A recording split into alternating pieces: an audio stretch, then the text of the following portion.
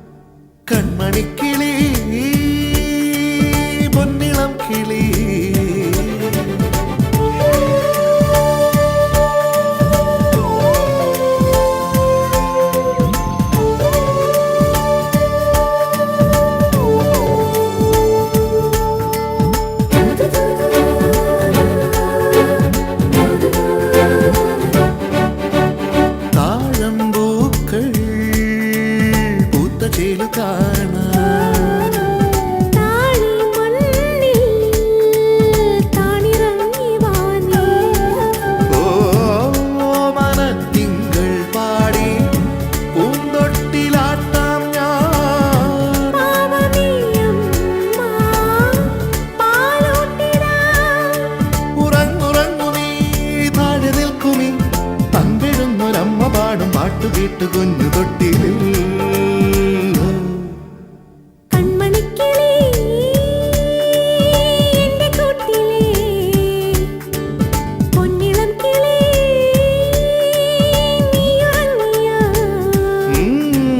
നീലവാനിലെ നിലാവിൻ തോപ്പിലെ മണിക്കതിർക്കിനാവ് കണ്ടുവോ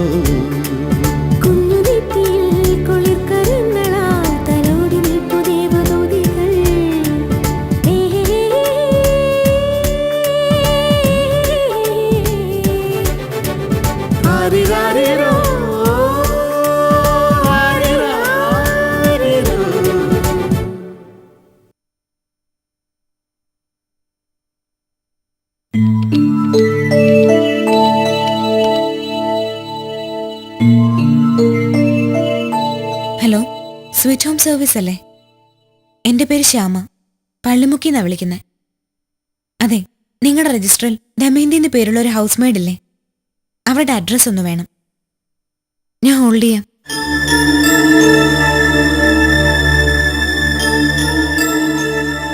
വയലിൽ പുത്തൻ വീട്, അംബേദ്കർ കോളനി, പുത്തൻചിറ, കാരിക്കുഴി.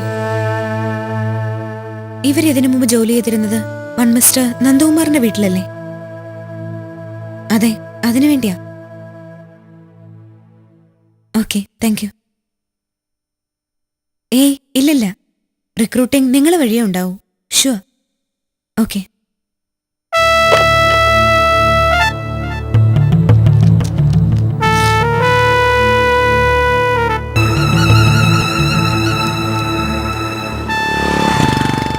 ലളിത എങ്ങനെങ്കിലും ഇവരെ ഒന്ന് കണ്ടെത്തിയേ പറ്റൂ. അഡ്രസ് കിട്ടിയ സ്ഥിതിക്ക് അവരെ കണ്ടുപിടിക്കാൻ പ്രയാസം ഉണ്ടാവില്ല. അല്ല, അവരെ തന്നെ വീട്ടുവേലയ്ക്ക് ഇടണമെന്ന് എന്താ അത്ര നിർബന്ധം? അതിപ്പോ ശശിയേട്ടന്റെ ഒരു ഫ്രണ്ടിന്റെ വീട്ടിലാ ഇവര് മുമ്പ് നിന്നിരുന്നത്. വിശ്വസിക്കാൻ കൊള്ളാവുന്ന കൂട്ടത്തിലാണെന്നാ അവിടുന്നുള്ള റിപ്പോർട്ട്. മോടെ കാര്യങ്ങൾക്ക് അങ്ങനെ ഒരാളെ കിട്ടുമെങ്കിൽ അതല്ലേ സൗകര്യം. എങ്ങനെയെങ്കിലും ലളിത ഇത് സാധിച്ചു തന്നേ പറ്റൂ. ഓഫീസിൽ വന്ന് എന്നെ കാണാൻ പറഞ്ഞാൽ മതി. പറ്റുമെങ്കിൽ നാളെ തന്നെ. അത്രയ്ക്ക് അത്യാവശ്യമായതുകൊണ്ടാ. ശരി, വേറെ ആരും കൊത്തിക്കൊണ്ട് പോയില്ലെങ്കിൽ ഇവരെ നാളെ തന്നെ നിന്റെ മുന്നിൽ കൊണ്ട് നിർത്തിത്തരാം. എന്താ പോരെ? എന്ന് ഞാൻ വരട്ടെ.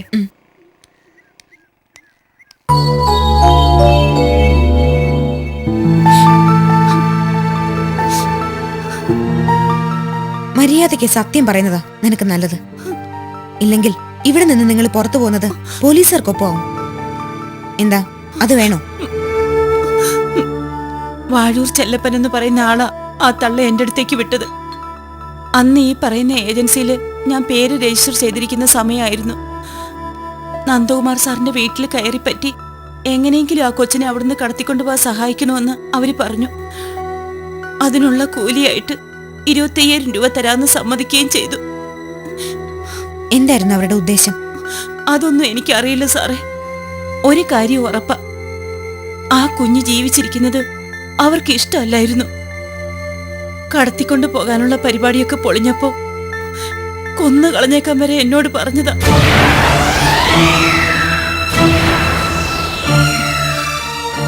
എന്നിട്ടെന്താ അത് ചെയ്യാതെ നിങ്ങൾ അവിടുന്ന് കടന്നു കളഞ്ഞത്? എന്താന്ന്? ഉള്ളത് പറയാലോ, ഈ ദുഷ്ടത്തരത്തിനൊന്നും കൂട്ടു നിൽക്കണമെന്ന് ഒരിക്കലും ഞാൻ വിചാരിച്ചതല്ല. എന്റെ ഗതികേട്. ഭർത്താവിന് ചെത്തുപണിയായിരുന്നു. തെങ്ങിന്ന് വീണ് അങ്ങേര് തളർന്നു കിടക്കുക. കുട്ടികളുടെ കാര്യവും അങ്ങേരുടെ ചികിത്സയ്ക്കും ഒക്കെ ആയിട്ട് ഞാൻ ആകെ നട്ടം തിരിഞ്ഞു നിന്നതാ. കടം കയറി ഉള്ള കിടപ്പാടം കൂടി കൈവിട്ടു പോകുന്ന അവസ്ഥ. അപ്പോഴാ ചെല്ലപ്പെണ്ണൻ ഈ കാര്യമായിട്ട് എന്റെ അടുത്തേക്ക് വന്നത്. ഒഴിഞ്ഞു മാറാൻ തോന്നിയില്ല. ആ തള്ള അഡ്വാൻസ് ആയിട്ട് 10,000 രൂപ കയ്യിൽ തന്നപ്പോ വാങ്ങിയത് നിവൃത്തികേടുകൊണ്ട് 4-5 വയറ് പഴിക്കണ്ടേ. ദൈവം പൊറുക്കാത്ത കാര്യമായിട്ട് ഞാനങ്ങ് സമ്മതിച്ചു പോയി.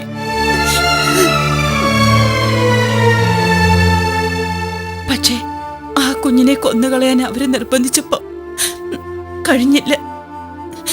3 കുഞ്ഞുങ്ങളെ ഞാനും പെറ്റു വളർത്തിയതല്ലേ, മനസ്സ് വന്നില്ല. നന്ദകുമാർ സാറും ജ്യോതിക്കുഞ്ഞും ഒക്കെ കണ്ണിലെ കൃഷ്ണമണി പോലെ വളർത്തുന്നതാ ആ കുഞ്ഞിനെ. ആ സങ്കടം ഓർത്തപ്പോ 1,00,000 രൂപ കിട്ടിയാലും അങ്ങനെ ഒരു മഹാപാപം ചെയ്യാൻ ആർക്കും തോന്നില്ല. അത്രയ്ക്ക് തങ്കം ആ കുഞ്ഞ്. നിങ്ങൾ അവിടുന്ന് പോയതറിഞ്ഞ് ആ സ്ത്രീ പിന്നെ നിങ്ങളെ കാണാൻ വന്നില്ലേ? നേരിട്ട് വന്നില്ല.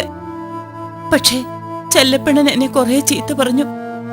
കാര്യം നടത്താതെ മുങ്ങിയതിന് മേടിച്ച കാശ് തിരിച്ചു കൊടുക്കണമെന്നും പറഞ്ഞ് ഇപ്പോഴും ശല്യം ചെയ്യുന്നുണ്ട്. പിച്ച തണ്ടി കഴിയേണ്ടി വന്നാലും ഇനി ഇങ്ങനെ ഒരു നെറുകേടിന് ഞാൻ പോവില്ല. സാർ എന്നെ എന്തു വേണേ ചെയ്തു. എവിടെ വേണമെങ്കിലും ഞാനതൊക്കെ സമ്മതിക്കുകയും ചെയ്യാം. പക്ഷേ എന്റെ മക്കളും അവരുടെ അച്ഛനും, അവർക്ക് ഞാനേ ഒരു തുണയുള്ളൂ. ഈശ്വരനെ വിചാരിച്ച് ദയവുണ്ടാകണം. പൊയ്ക്കോളൂ. പക്ഷെ ഒരു കാര്യം, ഇനി അവര് പറഞ്ഞു വിടുന്നവരോ നിങ്ങളെ കാണാൻ വന്നാ അതെന്നെ അറിയിക്കണം. ഏറ്റല്ലോ? എന്നാ പൊയ്ക്കോ.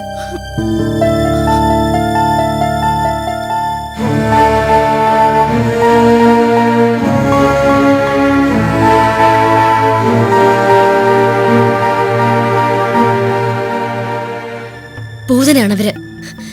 കാര്യം കാണാൻ മാറി വിഷം കലർത്തി നടക്കുന്ന ഭൂതന. നീ സൂക്ഷിക്കണം മോനെ. ചിലപ്പോ അവരിനിയും കൊല്ലാൻ നോക്കും. എനിക്ക് ഉറപ്പുണ്ട്. കൊന്നും കൊല്ലിച്ചും അവർക്ക് ഒരുപാട് പരിചയമുണ്ട്. നീ നിന്റെ മോനെ സൂക്ഷിക്കണം. ഉഷേച്ചി എന്തൊക്കെയായി പറയുന്നേ? സത്യം സത്യം ഞാൻ പറയുന്നേ. ആരും അറിയാതെ ഞാൻ കൊല്ലാം. കൊന്ന നീയും കുഞ്ഞുങ്ങളും രക്ഷപ്പെടും. എന്റെ മുരളിയായിട്ട് രക്ഷപ്പെടും. ഉഷേച്ചി എന്നെ വിഷമിപ്പിക്കല്ലേ. ചേച്ചി വന്നേ. വിടന്നേ. എന്തിനാ പേടിക്കുന്നേ? നിങ്ങൾക്കാർക്കും ഒരു കുഴപ്പം വരാതെ ഞാൻ നോക്കിക്കൊള്ളാം. മാറ. ചേച്ചിയോട് ഞാനല്ലേ പറയുന്നേ. ഇങ്ങോട്ട് വാ. ഉഷേച്ചി എന്നെ ഓർത്ത് ഒന്നിനു പോണ്ട. ദേ, നമ്മൾ മാത്രമേ ഇതൊക്കെ അറിഞ്ഞിട്ടുള്ളൂ. സമയമാകുമ്പോ നമുക്ക് വേണ്ടത് ചെയ്യാം. ഞാനല്ലേ ഉറപ്പ് പറയുന്നേ.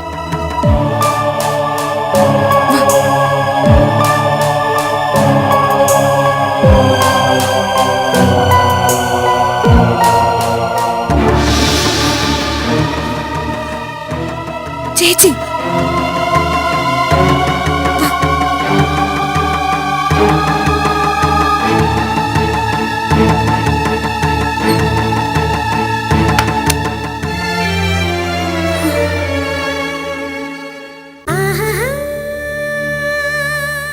കുടുംബിനി പരമ്പര ഇടവേളയ്ക്ക് ശേഷം തുടരും.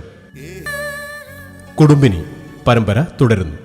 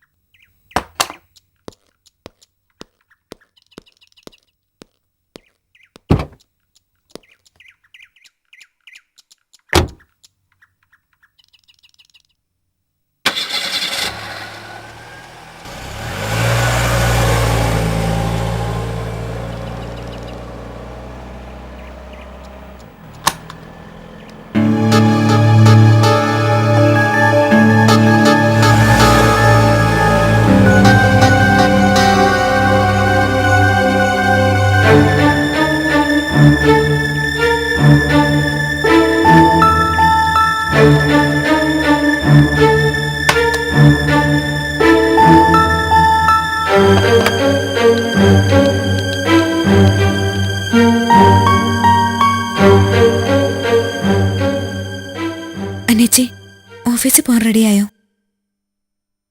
ഇല്ല, എനിക്കിന്ന് വരാൻ പറ്റില്ല. മോൾക്ക് കുഴപ്പമൊന്നുമില്ല. ഇവിടെ അടുത്തൊരു ഫ്രണ്ടിന്റെ വീട് വരെ പോണം. എല്ലാം ഞാൻ നാളെ വിശദമായിട്ട് പറയാം. ശരി.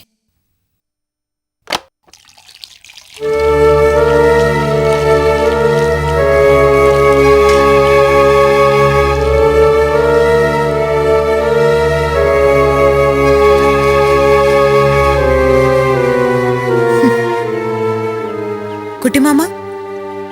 എന്താ മോളെ? കുട്ടിമാമൻ അറിഞ്ഞോ? അമ്മയ്ക്കുള്ള മരുന്ന് തീർന്നു. എന്റെ ഈശ്വര, അയ്യോ തീർന്നോ? കുഞ്ഞെ, ചേച്ചിക്കറിയാവോ? കുട്ടിമാമയുടെ ഭാഗ്യം കൊണ്ട് അറിയില്ല. ദേ കാശ് സ്ലിപ്പും. ഓ,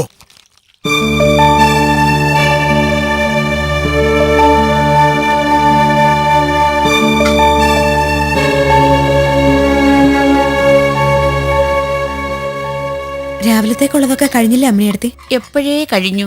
കഴിക്കാറായെങ്കിൽ മോളിരുന്നോ. എനിക്കിപ്പോ വേണ്ട എടുത്തേ, ഇന്ന് ലീവല്ലേ. ഉഷേച്ചി ഞാനും ഒരുമിച്ചിരുന്നോളാം.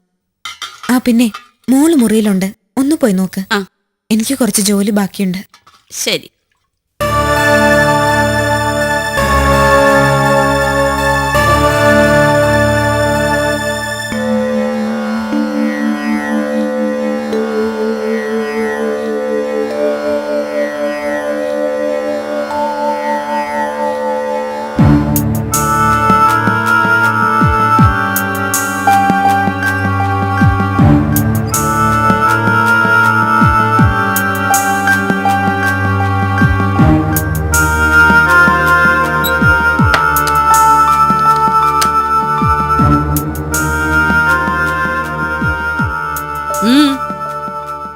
ഒരുപാട് നാളായില്ലേ നമ്മൾ തമ്മില് ഒരു സൗഹൃദ സംഭാഷണം നടന്നിട്ട്, അതും രഹസ്യമായിട്ട്.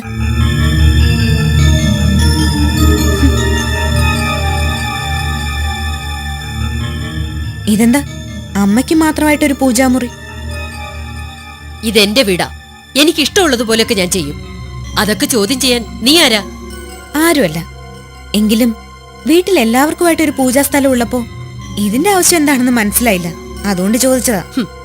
നിന്നെപ്പോലെ അശുദ്ധ ജന്മങ്ങൾ കയറി നിരങ്ങുന്ന പൂജാമുറിയിൽ പ്രാർത്ഥിച്ചാൽ ഫലം കിട്ടില്ലെന്ന് അറിയാവുന്നതുകൊണ്ട് ഇങ്ങനെയൊന്നും ആകാമെന്ന് വെച്ചു. എന്താ ഇപ്പൊ സംശയം തീർന്നില്ലേ? ഇല്ലമ്മേ, ഇപ്പൊ എന്റെ സംശയം കൂടിയിട്ടേ ഉള്ളൂ. ഏറ്റവും പാപിയായ ഒരു സ്ത്രീ ഒരു മുറിയിലല്ല, വീട് മുഴുവൻ പൂജാമുറി കെട്ടി പ്രാർത്ഥിച്ചാലും ഫലം കിട്ടാത്ത ഒരു സ്ത്രീ. അങ്ങനെ ഒരു സ്ത്രീയുടെ പൂജാമുറിക്ക് ശുദ്ധി ഉണ്ടാവോ? എന്തോ എനിക്കറിയില്ല. എന്താടി നീ പറഞ്ഞത്? ഇറങ്ങടി എന്റെ മുറിന്ന്. ഒച്ച വെക്കരുത്. ഈ വീട്ടിൽ നിങ്ങളുടെ ശബ്ദം ഉയർന്നാൽ അതിനു മുകളിൽ ചിലപ്പോ എനിക്ക് ഒച്ച വെക്കേണ്ടി വരും. അത് പുറത്താരെങ്കിലും കേട്ടാൽ നാണക്കേട് ഗായത്രി അമ്മയ്ക്കായിരിക്കില്ലേ? അതുപോട്ടെ, ഈയിടെയായിട്ട് അമ്മ ഒരു കളി കളിച്ചോണ്ടിരിക്കുന്നു. നാട്ടുഭാഷയെ പറഞ്ഞ ഒരു തറക്കളി. സിനിമയിലൊക്കെ കാണുന്നത് പോലെ ഗുണ്ടകൾക്ക് പണം കൊടുക്കുക, അവരെ അടിപിടി അക്രമത്തിന് ഉപയോഗിക്കുക, കടത്തിക്കൊണ്ടുപോക്കിന് ഉപയോഗിക്കുക. കണ്ടിട്ടില്ലേ?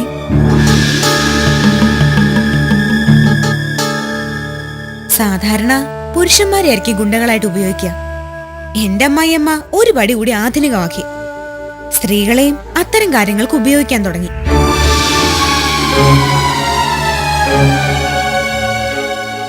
ഒരു ദമയന്തി അമ്മയ്ക്ക് അറിയോ? അവരെ എനിക്കറിയാം. എന്നുവെച്ചാൽ എന്റെ അടുത്ത് അവര് വന്നിരുന്നു. അല്ലെങ്കിൽ ഞാൻ വരുത്തി.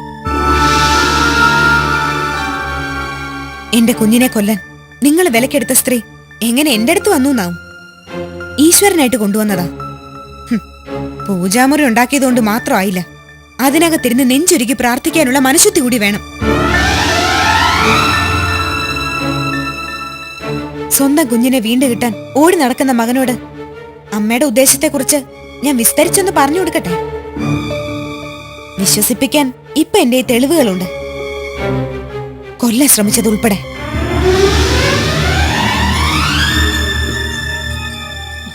അല്ലെങ്കിൽ കുട്ടിയെ തട്ടിക്കൊണ്ടുപോകാൻ ശ്രമിച്ചതിന് പിന്നിൽ ആരായിരുന്നെന്ന് നന്ദകുമാർ സാറിനെ അറിയിച്ചാലും മതി.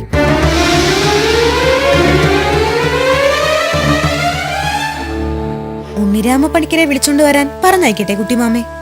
ഈ വിഷമഘട്ടത്തിൽ നിന്ന് കരപറ്റാൻ പണിക്കരെ കൊണ്ടൊന്ന് കവടി നിർത്തിച്ചാലോ? നിർത്തടി നിന്റെ പ്രസംഗം. ഒച്ച അധികം വേണ്ടെന്ന് ഞാൻ ആദ്യമേ പറഞ്ഞു. എനിക്ക് വേണ്ടത് എന്റെ ഉഷച്ചിയുടെ നേരെ ഇനി നിങ്ങളുടെ പത്തി ഉയരാൻ പാടില്ല. ഉയർന്നാൽ പിന്നെ ഗായത്രി ദേവി പൂജപ്പുര സെൻട്രൽ ജയിലിൽ അഴിയെണ്ണാൻ തുടങ്ങും. കുടുംബിനി കുടുംബിനി പരമ്പര തുടരുന്നു.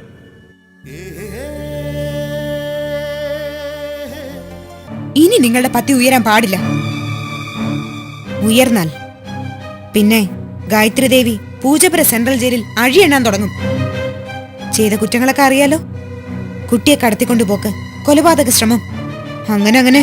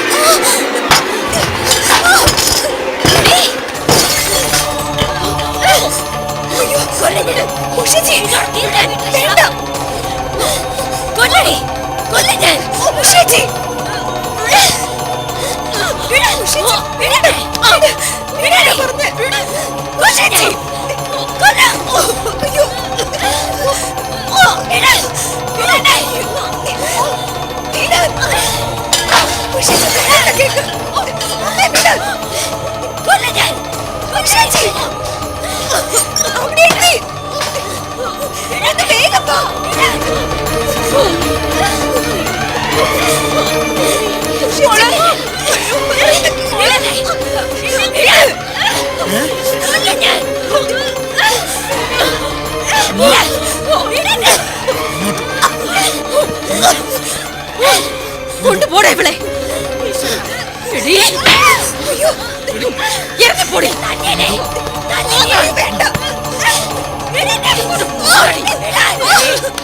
കൊണ്ടുപോയി പൂട്ടടാ ഇവളെ.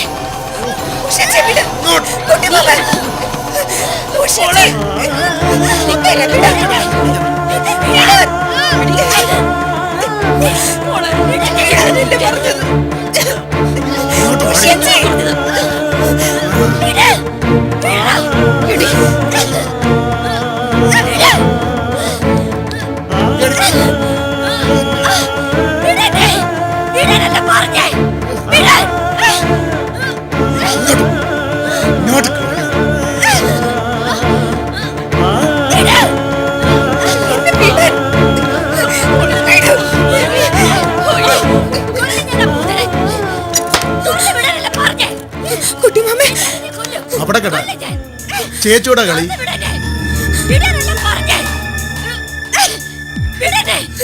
പേടിക്കണ്ട, പൂട്ടിയിട്ടുണ്ട്. അവിടങ്ങനെ കിടക്കട്ടെ. ഇങ്ങനെയുണ്ട് അഹങ്കാരം, അതും ചേച്ചിയോട്. തുറന്നു വിടവരെ. പറഞ്ഞത് കേട്ടില്ലേ? തുറന്നു വിടാൻ. അവരുടെ കാര്യം ഞാൻ നോക്കിക്കോളാം. താക്കോലിതാ. അത് ചേച്ചി പറയട്ടെ, അല്ലാതെ ഞാൻ തരില്ല.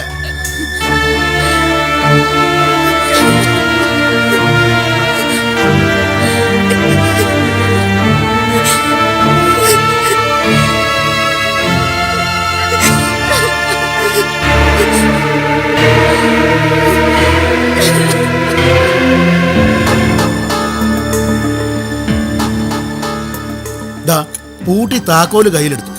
അപ്പൊ തന്നെ തുറപ്പിക്കാൻ ആള് വന്നു. ഇത് രണ്ടാളും അറിഞ്ഞുകൊണ്ടുള്ള കളിയാണെന്ന് എനിക്ക് തോന്നുന്നത്. അങ്ങനെ വിട്ടുകൊടുക്കരുത്. ആര് വിട്ടുകൊടുക്കുന്നു? 2 ദിവസം അവിടെ കിടക്കട്ടെ. നിഷേധി. പച്ചവെള്ളം പോലും കൊടുക്കരുത്. തിന്നത് എല്ലിക്കുത്തിയ കേടാ അവൾക്ക്. ആ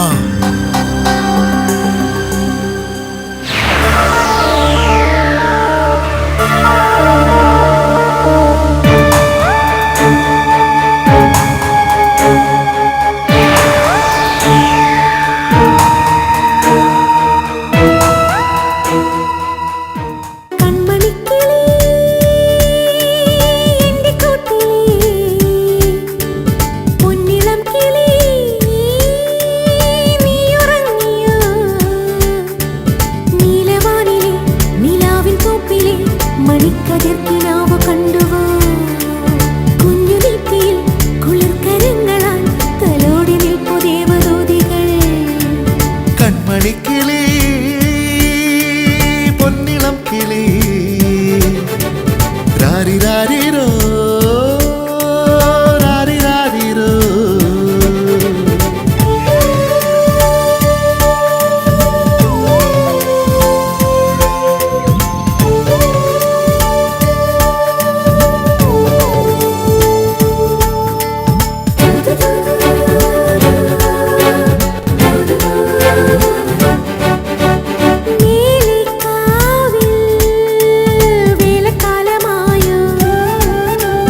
തെയ്യം കണ്ടോ തേര് കണ്ടുവോ നീ?